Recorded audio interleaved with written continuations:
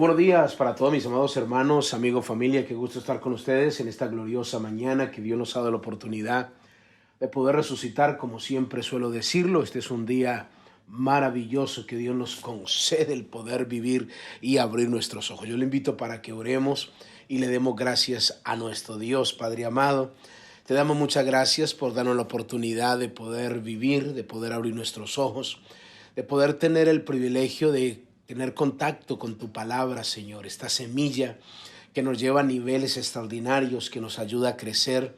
Yo oro y clamo para que esta palabra corra y sea glorificada por el mundo entero, Señor, transformando las vidas, cambiando los hogares. Yo oro y clamo por cada persona que escucha estos devocionales, donde quiera que se encuentren. Yo los bendigo ahora en el nombre de Cristo Jesús. Yo te doy muchas gracias. Amén y amén. Gloria al Señor. Muy bien, mis amados hermanos, aprovechemos este momento para darle la bienvenida a aquellos que ingresaron a los devocionales desde el corazón de Dios. Soy el pastor Fabio Castañeda, donde todos los días usted recibirá una palabra que estoy seguro que transformará su vida. Mateo capítulo 22, del versículo 34 al versículo 40, es el texto que tomamos como base bíblica para desarrollar un mensaje que le hemos titulado cómo poder alcanzar un mayor nivel de consagración. Y tomamos este texto, voy a volverlo a leer. Mire lo que dice el versículo 34. Entonces los fariseos, oyendo que había hecho callar a los saduceos, se juntaron a una, y uno de ellos, intérprete de la ley, preguntó por tentarle diciendo: Maestro, ¿cuál es el gran mandamiento de la ley? Jesús le dijo: amarás al Señor tu Dios con todo tu corazón y con toda tu alma y con toda tu mente. Este es el primero y grande mandamiento. El segundo es semejante: amarás a tu prójimo como a ti mismo. De estos dos mandamientos depende toda la ley de los profetas. Tomamos este texto como base bíblica para mostrarle a cada uno de ustedes, mis amados hermanos, y comencemos a entender a plenitud que Dios desea que nosotros vivamos vidas consagradas a Dios. Y les explicaba en el día de ayer que todos aquellos que decidimos abrazar los valores y los principios de Dios, tenemos que vivir vidas consagradas. Y le mostré varios textos que obviamente no voy a repetir, varios textos de lo que significaba consagrarnos, es apartarnos completamente. Y el primer paso, podríamos decir, de ver cómo nuestra vida se va consagrando a nuestro Dios y poder alcanzar ese nivel que tanto anhelamos, el primer paso es entender que hemos sido separados para Dios. Hasta que usted no entienda esa verdad, hay gente que quiere estar en la vida cristiana y que de alguna manera usan este término o esta frase: es que a mí me gusta la vida de Dios, pero a veces me parece un poco difícil y me gustan los cánticos y me gusta cómo predican y me gusta la palabra, pero de alguna manera no quiere consagrarse, no quiere comprometerse, o a lo mejor lo anhela y no ha entendido de qué trata el evangelio. Entonces establecimos como un primer fundamento con todos los textos lo que Dios dice. Él dice que Él quiere que seamos santos, que estemos apartados para Él, exclusivamente para Él. Esto tiene que quedar muy claro. Ahora, si usted decide vivir para Dios, nos guste o no, le decía en el día de ayer, tenemos que consagrarnos, separarnos completamente de las prácticas del mundo.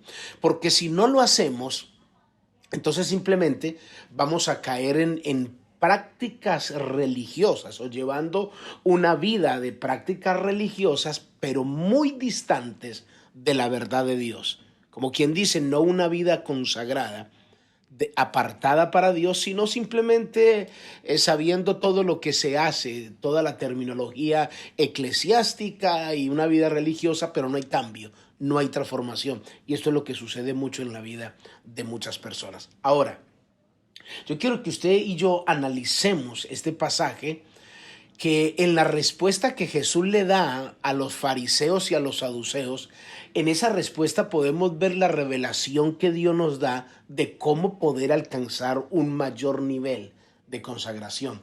Y antes de entrar a explicarle del versículo 34 al 39 y explicarle este pasaje, es muy importante que entendamos el contexto en el que se le preguntó esto a Jesús. Es muy importante que lo entendamos porque a Jesús le hacen una pregunta, diríamos como una pregunta trampa, porque los fariseos y los saduceos, ellos tenían sus diferencias, cada uno tenía su propia creencia. Es decir, los saduceos, ellos no creían en la resurrección de los muertos, ellos incluso negaban la inmortalidad del alma, ellos no creían en la existencia de espíritu o de ángeles, no creían los saduceos en eso, mientras que los fariseos sí creían en la resurrección de los muertos, creían en la vida después de la muerte, creían en lo que era la recompensa o el castigo que se le da a la persona que no vive de acuerdo a la voluntad de Dios. Y también ellos creían, los fariseos creían sí en la existencia de los ángeles, de los demonios, del mundo espiritual, mientras que los saduceos no. Pero note qué interesante esto. Ellos querían hacer caer a Jesús, entonces se unieron. Ellos no permanecían juntos, antes discutían.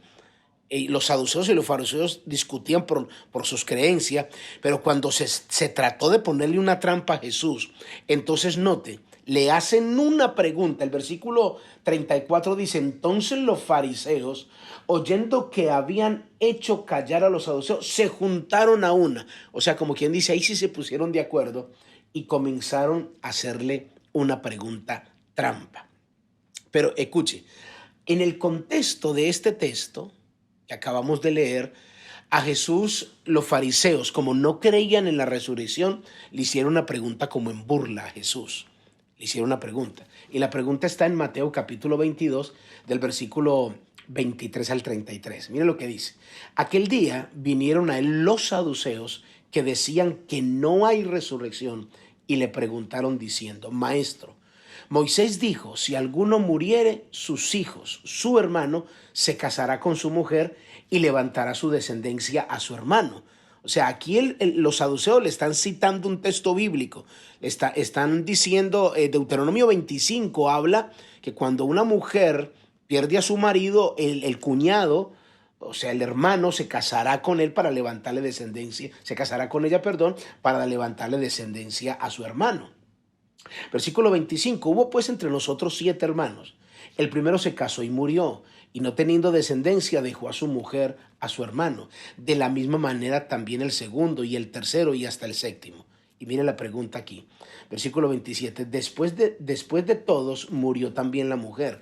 En la resurrección, recuerde que ellos no creen en la resurrección, pero mire, le preguntan a Jesús, en la resurrección pues, ¿de cuál de los 7 será ella mujer?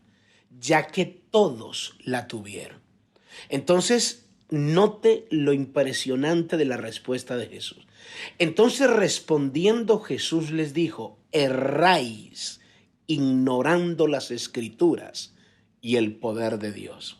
Porque en la resurrección ni se casarán, ni se darán en casamiento, sino que serán como los ángeles de Dios en el cielo. Pero respecto a la resurrección de los muertos, ¿no habéis leído lo que fue dicho por Dios cuando dijo: yo soy el Dios de Abraham, el Dios de Isaac, el Dios de Jacob? Dios no es Dios de muertos, sino de vivos. Oyendo esto, la gente se admiraba de su doctrina. Note, en la respuesta que Jesús le dio, ahí mismo afirmó Jesús de que sí hay resurrección. Cuando Jesús les dice: ustedes están equivocados cerrando no solo la escritura, sino el poder de Dios, porque en la resurrección ni se casarán ni se darán en casamiento. O sea, Jesús está diciendo, existe la resurrección de muertos. Y luego dice, y serán como los ángeles. O sea, también habló de la existencia de los ángeles con respecto a la resurrección de los muertos. Y Jesús les cita un texto bíblico también, cuando dice: yo soy el Dios de Abraham. Ellos conocían, los fariseos y los saduceos conocían al Dios trigeneracional, Dios de Abraham, Dios de Isaac, Dios de Jacob. Ellos ya murieron. Entonces, ¿por qué Dios se presenta como el Dios de Abraham, el Dios de Isaac y el Dios de Jacob. Es porque ellos van a resucitar, es porque ellos se van a levantar, y el texto dice, porque Dios no es Dios de muertos, sino de vivos. O sea, ellos van a vivir porque existe la resurrección. Esto es impresionante. Es decir, a mí me sorprende cuando Jesús les dice, erráis ignorando la Escritura, y uno se pregunta, ¿cómo puede ser posible que alguien supuestamente que tenga tanto conocimiento bíblico, sin embargo, termine no conociendo las Escrituras? Y me parece que esto es muy revelador, porque hoy en día hay gente que es tremenda para tener conocimiento de la Escritura, pero su corazón está distante de las verdades de Dios, como los saduceos y los fariseos. Ellos tenían 613 mandamientos y erraban en la interpretación de las Escrituras. O sea, Jesús estaba diciendo, ustedes le están dando una interpretación incorrecta, a las Escrituras. Ustedes están ignorando realmente la interpretación correcta. No es así como ustedes lo están haciendo. Aparte de eso, Jesús les dice, y ustedes están errando, ignorando las Escrituras, y luego también dice, y el poder de Dios. O sea, Jesús le está diciendo aquí a los saduceos, ustedes están metiendo el poder de Dios basado en lo que ustedes pueden entender, basado en el mundo material. Si ustedes conocieran el poder de Dios, ustedes sabrían, entenderían, comprenderían que Dios es capaz de resucitar los muertos. Entonces, hay gente que puede tener mucho conocimiento, bíblicamente hablando. Uno, no interpretar correctamente, y dos, ignorar el poder de Dios, o sea, no vivir en lo sobrenatural, no abrir su corazón a la dimensión espiritual. Entonces, por eso hay mucha gente que vive problemas en la tierra y trata de entender la vida cristiana desde el punto de vista de su coeficiente intelectual. Y si no lo entiende, entonces comienza a decir, no, eso no es de Dios, o a mí me parece que esto no es correcto, porque trata de entender el poder de Dios en la dimensión de la mente limitada, de la mente finita. Eso es imposible. Por eso yo puedo pasar metido en la iglesia muchos años y mantenerme, no alcanzar ese nivel de consagración, porque aprendo a manejar el lenguaje evangélico, el lenguaje cristiano, todo lo que tenga que ver con lo eclesiástico, pero no hay una consagración, no hay un cambio de vida. Entonces, por eso es importante que vamos entendiendo esta revelación. Así que mañana continuamos con la otra parte. Señor, yo te doy muchas gracias por tu inmenso amor, gracias por tu inmensa bondad, en el nombre de Jesús, amén y amén, gloria al Señor. Muy bien, mis amados hermanos, amigos, familia, cuídense mucho, bendiciones, bye bye.